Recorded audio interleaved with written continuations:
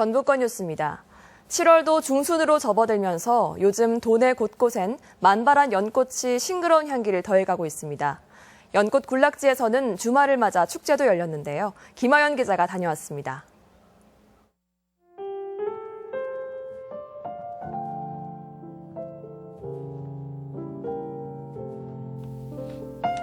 김제 청하산 자락이 은은한 연꽃향으로 가득합니다. 방석만한 진초록의 연잎 사이로 청초한 듯 강인한 백년이 고개를 내밀었습니다. 방문객들은 6만여 제곱미터 하소백년지를 메운 새하얀 연꽃 군락을 눈과 마음에 담고 사진으로도 남겨봅니다.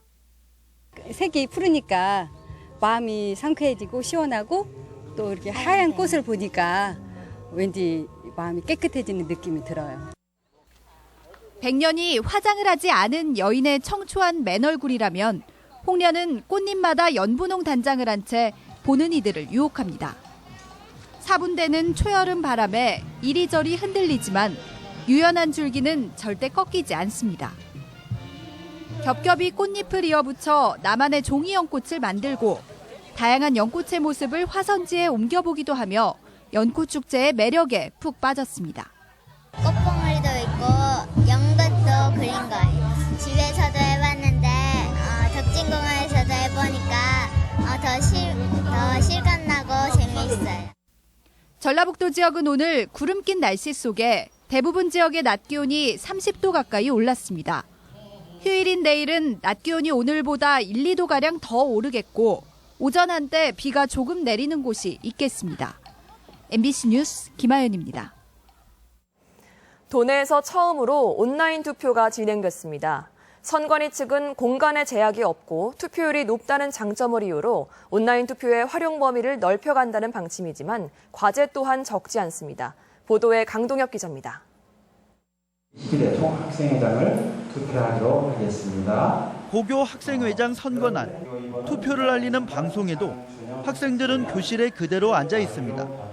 도내 처음으로 선관위가 주관한 온라인 투표가 진행됐기 때문인데 학생들은 개인 스마트폰을 활용해 손쉽게 한 표를 행사했습니다.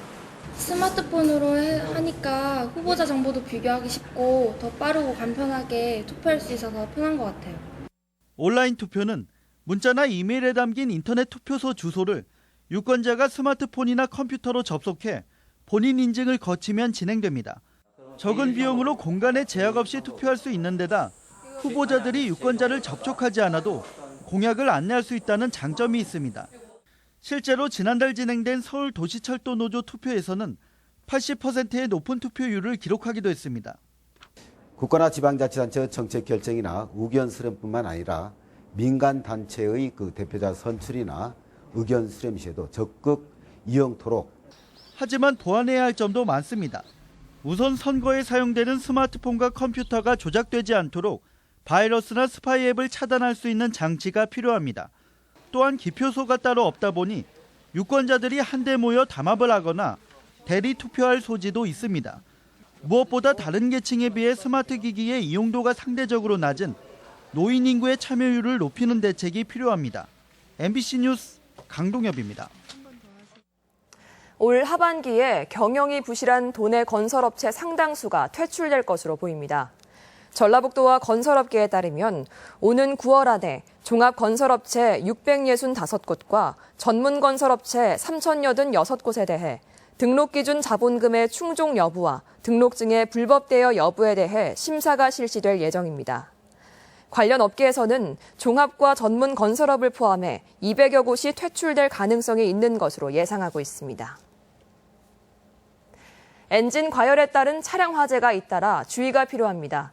전북 소방본부에 따르면 올 들어 도내에서 155건의 차량 화재가 발생해 6억 3천만 원의 재산 피해가 났으며 이 가운데 엔진 과열이 원인인 화재는 42건으로 27%에 이르고 있습니다. 소방본부는 특히 여름철의 높은 기온과 냉각장치의 이상 등으로 불이 날 가능성이 높다며 차량 점검을 꼼꼼히 해야 한다고 당부했습니다. 정부가 편성한 올해 추경 예산에 전북 지역의 다목적 농촌용수 개발 사업비 110억 원이 포함됐습니다. 도내에서는 12개 지구에서 농촌용수 개발 사업이 진행되고 있으며 이번 추경으로 8개 지구에 추가로 사업비가 지원됩니다. 이번 농촌용수 개발 사업의 추경 규모로만 보면 전북이 경북에 이어 두 번째로 액수가 많습니다. 연구개발 특구 지정의 효과를 극대화하기 위해 농업과학원이 보유한 기술 이전이 추진됩니다. 전라북도는 어제 농촌진흥청 산하 국립농업과학원에서 농생명 관련 기업과 연구소, 지원기관 관계자가 모인 가운데 간담회를 갖고 농생명 R&D 기술의 사업화를 위해 다양한 협력 사업을 모색하기로 했습니다. 전북권 뉴스였습니다.